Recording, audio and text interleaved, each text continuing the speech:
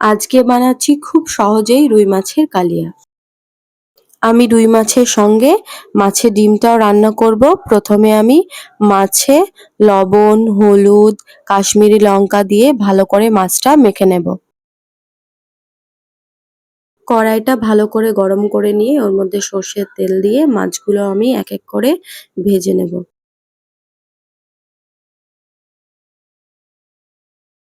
মাছ ভাজা হয়ে গেলে আমি মাছগুলো তুলে নেব। এরপরে আমি মাছের ডিমগুলো ও মাছের মাথাটা ভালো করে ভেজে নেব।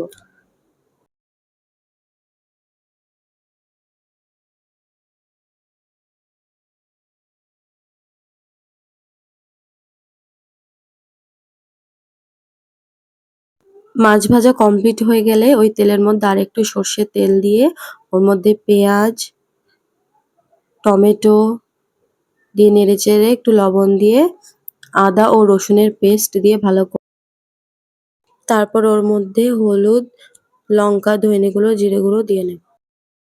ভালো করে নেড়েচেড়ে নেব। যখন মশলা থেকে তেল ছাড়বে তখন জল দিয়ে নেব। জল দিয়ে জলটা যখন ফুটবে তখন আমার ভেজে রাখা মাছগুলো ওর মধ্যে আমি দিয়ে দেব। খুবই অল্প সময়ের মধ্যে আমার মাছটা রান্না হয়ে গেছে।